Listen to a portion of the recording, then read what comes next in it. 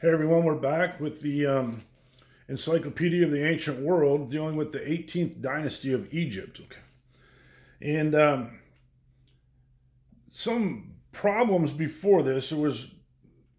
They had a lot of kings that had died, and there was no king had got firmly established into this during the transition, kind of between the 17th and 18th dynasty.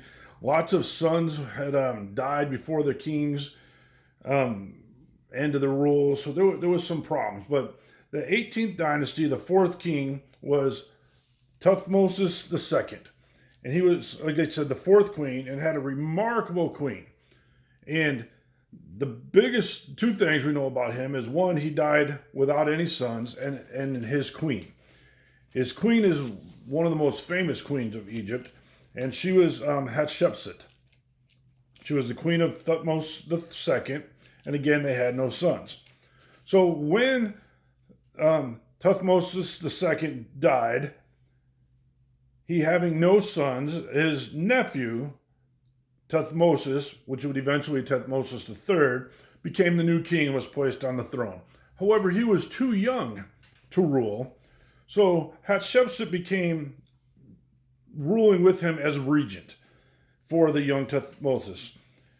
But after a while, she decided that, being regent wasn't really her thing. She didn't really like the limited powers that it gave her, and decided after a few years that she was going to be pharaoh, and started telling everybody that the god Amun declared that she was the true king.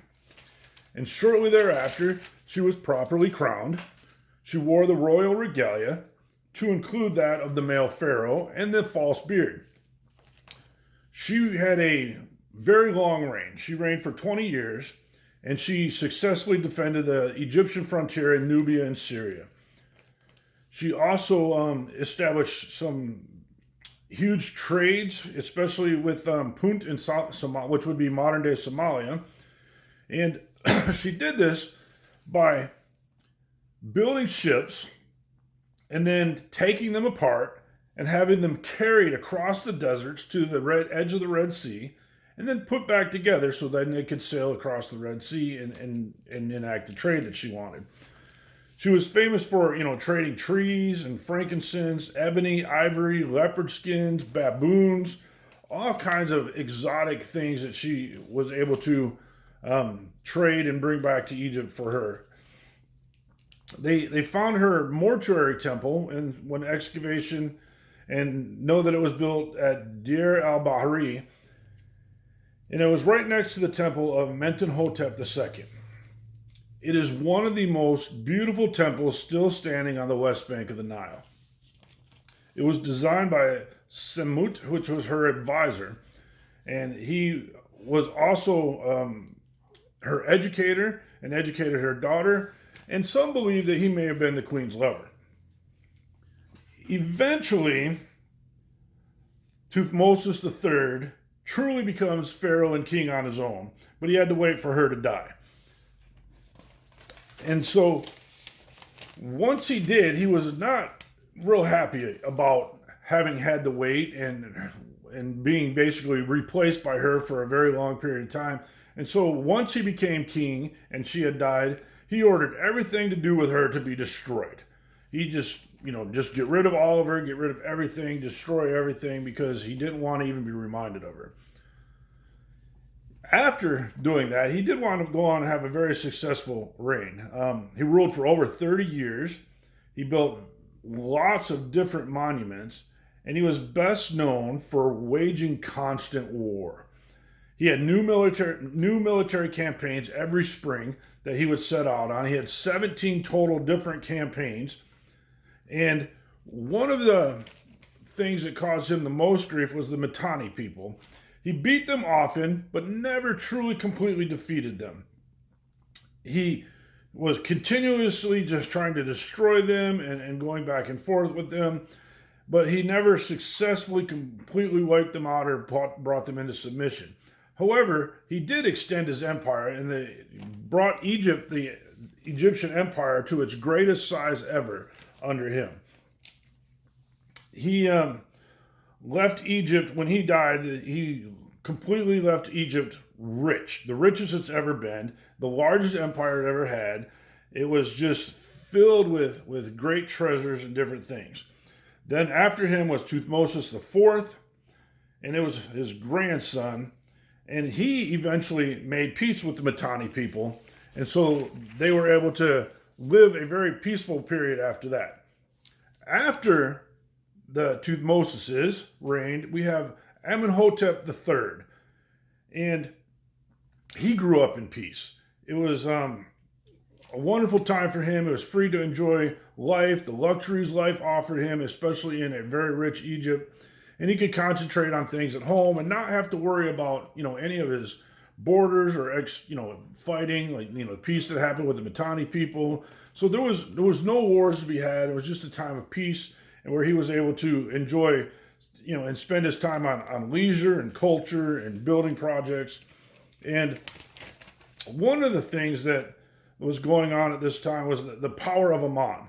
In the new kingdom of pharaohs at Thebes, Ammon was the god from Thebes.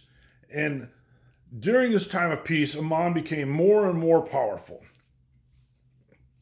Then we have Amenhotep IV, who also grew up in peace and a very relaxed upbringing and free to develop his own ideas. And one of the things that he was able to do is just kind of whatever he wanted and study the different gods and the different, works of art and philosophies and things.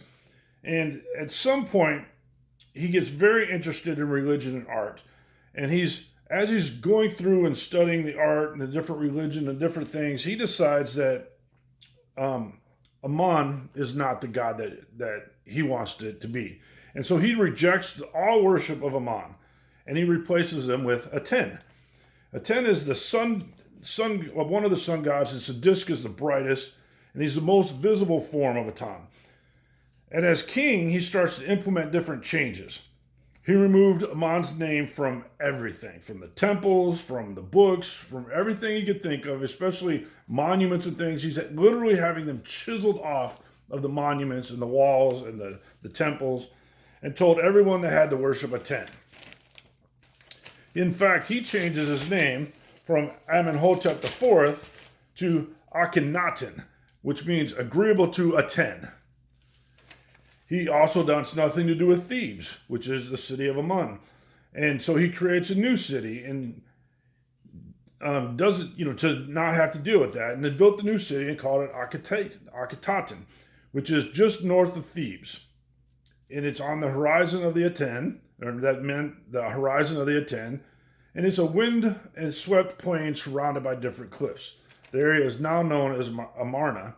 And sometimes this period where he's changing the gods and forcing, trying to force, a monotheistic view of the gods in Egypt is called the Amarna period. He had two queens that we're aware of. Nefertiti is the first one and his main queen and ruled alongside him for many years, happily. But then all of a sudden she just disappears in history, and it's kind of a mystery, and we're not exactly sure what happens to her. But then we do know he has another queen, and her name is Kia. And she's given the title of Greatly Beloved Wife.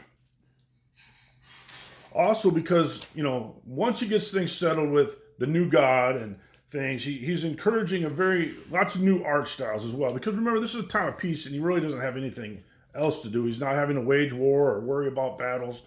And so he starts getting into different sculptures and paintings. And one of the new things that occurred during this time is he painted and had chiseled out different happy family scenes. Children playing, embracing the queen. It kind of removed the very formal and idealized pictures of things that were going on. Before it was just, work and making of the food and things that were necessary. And his paintings during this time and artwork and sculpture show the family scenes and much less formal than what had previously been. However, because he's much more worried about his religious reforms and having grown up in peace, he apparently failed to see the signs of trouble coming.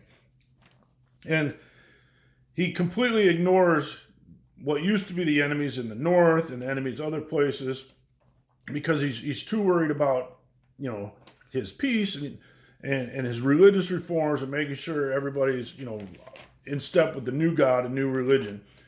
Where the Hittites start to see the potential that they have, and they changed Egyptian history at this point.